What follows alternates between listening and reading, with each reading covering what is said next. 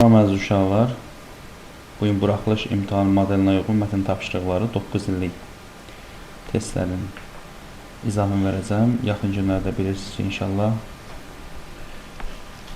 imtahan olacaq. Sizə dəstək məqsədindən çəkmişəm. Yəni, mətni necə oxuyaq, necə dərk edək və suallara necə cavab verək. Gəlin, mətni oxuyağın. Yəni, mətni əvvəlcə oxuyuram, sonra isə tapşırıqları yerinə yetirək. Mətni əvvəlcə oxumaq lazımdır. Kənddə yay aylarında ayaq yalın gəzərdik. Ayaqlarımız istidən bərkiyər və qaralardı. Futbol oynayanda ayaq yalın oynayardıq. Belə vaxtlarda ayaqqabı geyinəndə özümüzü rahat hiss etməzdik. Geyindiyimiz ayaqqabı da qalış olardı. Yayda onu geyinmək ayaq yalın gəzməkdən daha çətin idi. 90-cı illərdən bəhs edirəm. O 90-cı illərdən ki, imperiya dağılmış, vəziyyət qarışmış, müharibə başlamış və insanlar var yoxdan çıxmışdılar. Məktəbimizdə dərs yenicə başlamışdı. Məktəbə ayaqqabısız getmək olmazdı. Atam mənə boz rəngdə qaloş almışdı.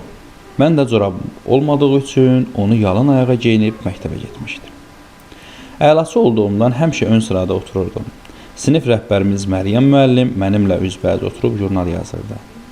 Birdən uşaqlardan biri pıqqıldayıb güldü. Bu yanaşı sıradakı Nəzrindir. Yanındakı qıza nə isə pıçıldayanda o da mənə tərəf baxaraq gülməyə başladı. Məryəm müəllim eynəyinin üstündən onları süsərək gülüşlərinin səbəbini müəyyən etməyə çalışdı. Sonra eynəyini çıxarıb soruşdu. Nəzrin, nə olub? Əsədin ayağındakı qaloşlar coraba bənzətdik, deyə Nəzrin rişxənlə cavab verdi. Bunu eşidən hər kəsin diqqəti mənim ayaqlarıma yönəldi və gülüş səsləri daha da çoxaldı. Düzü çox tanıdım və tutulub qaldım. Sinifdə ən kasıb ailənin uşağı mən idim. İlk dəfə kasıblığın nə olduğunu uşaq ağlımla onda duydum. Bu vaxt Məryəm müəllim mənə yaxınlaşdı. Əsəd, nə gözəl qaloşlarım var. Mən neçə vaxtı beləsini axtarıram. Çox isti və rahatdır. Sən bunu hardan almısan deyə soruşdu. Atam bazardan alıb dedim. Sabahı Məryəm müəllim də mənim kimi məktəbə qaloşlarla gəlmişdi. Özü də hamının yanında nümayişkarane şəkildə elan etmişdi. Bu gözəl qaloşları taxmaqda mənə kömək etdiyi üçün Əsədə təşəkkür edirəm. Artıq heç kim gülmürdü. Mətni oxuyandan sonra uşaqlar fikirləşmək lazımdır ki, mən mətndə hansı abzaslarda hansı fikirləri bizə çatdırmaq istəyirdim. Baxın, giriş hissi olur, mətnin bilirsiniz, əsas və nəticə hissəsi olur. Görük ki, giriş hissədə nə dedik? Yay aylarıdır. Deyir ki, ayaqların gəzməkdən ayaqlarımız bərkimişdi. 90-cı illərdir, müharibənin çətin vəziyyəti dönəmi idi. Hər kəs demək olar ki, kasıb və var yoxdan çıxmış vəziyyətdə idi. Dərslər də yenicə başlamışdı, deyir. Vəziyyət o qədər də yaxşı deyildi. Atamın yalnız qaloş almağa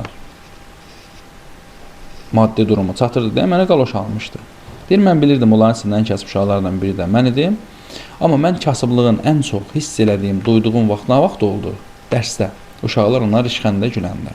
Və müəllim bunu hiss etdi. O, Əsədə yaxınlaşır və Əsədin qaloş geyməsinin ayıb olmamasını o uşaqlara çatdırmaq istəyir və öz fikri ilə, öz düşüncələrlə, öz atdığı addımla sonunda bir nəticə gəlir ki, yəni ki, insanın qaloş geyinməsi və yaxud da kasıb olması ayıb bir şey deyil. Yəni, kasıbçılıq ayıb deyil. Fikrini aşılamaq çalışır uşaqlara. Gəlin, tapşırıqlara baxağın. Mətndəki deyir, əsas fikrə uyğundur. 71-ci sualda A bəndinə baxırıq. Mənə bir hərf öyrədənin 40 il köləsi olaram. Həzrət Əli əleyhissalam deyir.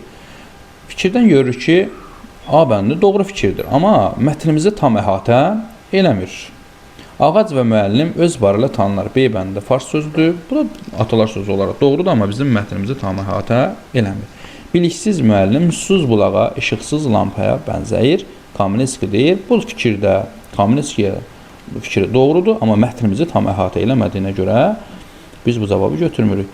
D bəndinə baxırıq. Yaxşı müəllim daha çox elm öyrədən yox, varlığı ilə bizi kamil insana çevirən şəxsdir. Həqiqətən də görürük ki, müəllim öz varlığı ilə uşaqlara burada əxlaq, mədəniyyət, tərbiyə dərsi keçməyə çalışdı. Həqiqətən də aşılamağa çalışdı və aşıladı da. Bu bütün mətnimizi əhatə edir. Cavab D bəndidir. Müəllim əzizdir, ancaq həqiqət ondan da əzizdir. Mətndəki əsas fikrə D bəndi uyğun gəlir. 72-yə baxırıq. Mətnin neçənci abzasını özündən əvvəlki abzasla birləşdirmək məqsədə uyğundur. Burada A bəndində 7-ci abzas, B bəndində 3-cü abzas, C bəndində 4-cü abzas, D bəndində 2-ci abzas, E bəndində isə 5-ci abzas verilibdir. Biz abzasları oxuyarsan diqqət elədik ki, 4-cü abzas 3-cü abzasla bərabər olsa daha yaxşı olar. Əlaçı olduğundan həmişə ön sırada otururdu. Sinif rəhbərimiz Məryəm müəllim mənimlə üzbəyüz oturub jurnal yazırdı. Birdən uşaqlardan biri pıqqıldayıb güldü. Bu yanaşı sıradakı Nəzrin idi. Yanındakı qıza nə isə pıçıldayanda o da mənə tərəf baxıb gülməyə başladı. Görürük ki, abzas nədir? Abzas eyni fikrin bir abzaslı olmasıdır. Ardıcılığı görürük 3 ilə 4-cü abzasın birlikdə olması daha məqsədə uyğundur. Yəni 4-cü abzas 3-cü abzasla birlikdə olsa daha yaxşı olur. Cavab C bəndidir. Mətndə tünd qara hərflərlə verilmiş söz hansı nümunədə kontekstdəki mənasına uyğun işlənmişdir? Mətndə tünd qara hərflə verilmiş söz Məryəm müəllim eynəyinin üstündən onları süzərək gülüşlərinin səbəbini müəyyən etməyə çalışdı. Burada Məryəm müəllim eynəyin üstündə onları süzərək sözü qara hərflərlə yazılıbdır. Yəni eynəyin altından baxaraq mənasındadır burada. Gəlin mətndəki eyni mənasını tapalım. Təşbeh kimi qatarınız düzərsiz, havalanıb ərş üzündə süzərsiz. Burada süzmək, uçmaq mənasındadır demək. Götürməyəcək, baxmaq mənasında deyil. Bax, bu yazdıqlarımı da gözəl musiqi sədaları altında yazıram. Yazdıqca ruhum havada süzür. Bu süzməkdə baxmaq mənasında olmadığına görə götürmürük. C bəndinə baxırıq. Rəqs edərkən pərvanələr kimi süzürdü. Burada da süzmək, baxmaq mənasında deyil deyə cavab deyil. D bəndinə baxırıq. Müəllim məhlulu süzüb şüşə qaba tökdü. Bu da süzmək, tökmək mənasındadır. Bu da cavabımıza uyğun deyil. E bəndinə baxırıq. Düşmən ürkək postlarımızı süzür, ordumuzun hücumunu gözlərdi. Bu da baxmaq mənasındadır. Süzmək, postlarımızı süzür, yəni baxır. Cavab E bəndi götürəcəyik. Mətnə əsasən doğru fikri müəyyən edin. 74-cü suala baxırıq. Əsəd məktəbə getməmişdə kasıblığın nə olduğunu anlamışdı. Xeyr, Əsəd məktəbə getməmişdən qabaq kasıblığı o dərəcədə anlamamışdı. Biz hardan bilirik? Deyir ki, sinifdə ən kasıb ailələrin uşağı mən idim. İlk dəfə kasıblığın nə olduğunu uşaq ağlımla onda duydum. Yəni məktəbdə olarkən duydum. B bəndinə baxır. Əsəd məktəbə gedərkən nə ala çıxalaraq qaloş geyinmişdi? Bəli, cavab B bəndi. Niyə görə? Deyir ki, çünki müharibədə çətin vəziyyətidir. Atamın maddi durumu yalnız qaloş almağa çatmışdı. Cavab B bəndidir. Qaloş ilə C bəndinə baxır. Qaloş il boyu uşaqların sevimli ayaqqabısıdır. Xeyr, il boyu sevimli ayaqqabısı olsaydı yay aylarında da geyinərdilər. D bəndinə baxırıq. Müəllimin dərsindən sonra hamı məktəbə qaloşla gəldi. Bu fikir ehtimal oluna bilər, amma doğru fikir deyil. Çünki biz mətnin sonu bilmirik necə oldu. Sonra E bəndi Əsədin məyusluğu yoldaşlarına pis təsir etdi. Əsədin məyusluğu bilmirik, yoldaşlarına pis təsir edib, yoxsa təsir eləməyib. Cavab B bəndidir. Mətndə əvvəlində işarə qoyulmuş söz hansı cümlədə mətndəkindən fərqli mənada həqiqidirsə məcazi, məcazidirsə həqiqi mənada işləmiş. Deyir ki, mətndə bir işarə qoyulub.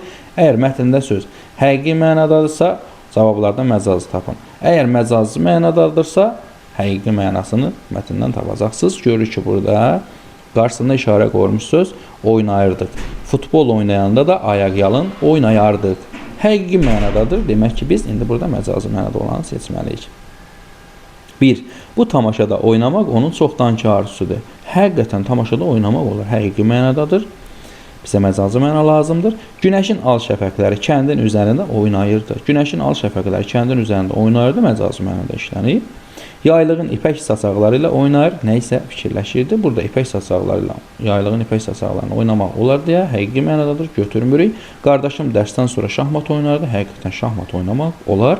Küləyin gücündən dənizdə dalğalar oynayırdı. Bu isə məcazi mənada işlənmişdir. Cavab 2 və 5. Mətndə çərçivədəki sözün 76-ya baxırıq. Qarşılığı ola bilən ifadələrə müəyyən. Çərçivədə rişxəndlə sözü verilibdir. Rişxəndlə sözünün mənası bir istehza ilə, bir də ələ salaraq deməkdir. Cavab 1 və 4-cü tapşırıq cavabdır. 74-cü, 77-ci suala baxırıq. Mətnə əsasən cədvəldəki yanlış fikirləri müəyyən edin. Cədvəl verib Məryəm müəllim və Əsəd. Məryəm müəllimə aid olanlar və Əsədə aid olanlar. Doğru fikirləri yox, yanlış fikirləri istəyir bizdən. Məryəm müəllim qayğıkeşdir, bəli, doğrudur. Diqqətsizdir, bəli, doğrudur. Əsədin düşdüyü vəziyyətə görə özünü günahkar sayır. Xeyr, yanlışdır, 3 yanlışdır. Əsədə aid olan cədvələ baxırıq. Əsəd pərt olur, həqiqətən də pərt olur. Qisas almağa can atır. Xeyr, Əsəd qisas almağa can atmır. Mətnindən baxırıq. 5 yanlışdır. Həssasdır, həqiqətən də həssasdır. Kasıb olduğu üçün bir anlıq dedi ki, mən peyis oğlum da bunun həssaslığını göstərir. 78-ci suala baxırıq. Atamın pulu ancaq ayaqqabı almağa çatmışdı. Cümləsi mətnin neçənci abzasını artırırsa, növbəti abzaslarda fikir daha aydın ifadə olunar. Mətnin ikinci abzasını artırılacaq. Çünki orada belə bir ifadə var. Deyir ki, məktəbimizdə dərs yenicə başlamışdı. Məktəbə ayaqqabısız getmək olmazdı. Atam mənə boz rəngdə qaloş aldı. Mən də corabım olmadığı üçün onu yalan ayağa geyinib məktəbə getmişdim. Buradan görürük ki, o məcbur olub ki, həmin qaloşu geyib məktəbə getsin. 79-cu suala baxırıq. Mətnin məzmununa əsasən hansı fikirlə son cümləni tamamlamaq olar? Mətnin son cümləsi belə bir ifadədir. Deyir ki, artıq heç kim gülmürdü. Hamı peşman olmuşdu. Hamı etdiyi səhvlərə görə öz peşmançılığını çəkirdi. Kimi fikirlərlə ifadə eləmək olar? Başqa fikirlərdə yazmaq olar. 80. Mətnə əsasən cədvəlin boş xanalarını doldurun. Bizə cədvələ nə verib? Mətndəki əsas problem, bir də ki, problemin həlli. Mətndəki əsas problem uşaqlar nə idi? Yoxsulluq, uşaqların Əsədin çəkməsi, Əsədin kasıblıq vəziyyətinə gülməsi. Problemin bax bunlar idi. Problemin həlli sizcə nə ola bilər? Problemin həlli neynədir müəllim? Kasıblıq eyib deyil fikrini uşaqlara aşılamaq istədi və müəllimin davranışı ilə biz gördük ki, problemin həll olundu. Uşaqlar öz səhvlərini başa düşdülər. Sağ olun, özünüzə yaxşı baxın. İnşallah dərslərimiz sizlər üçün faydalı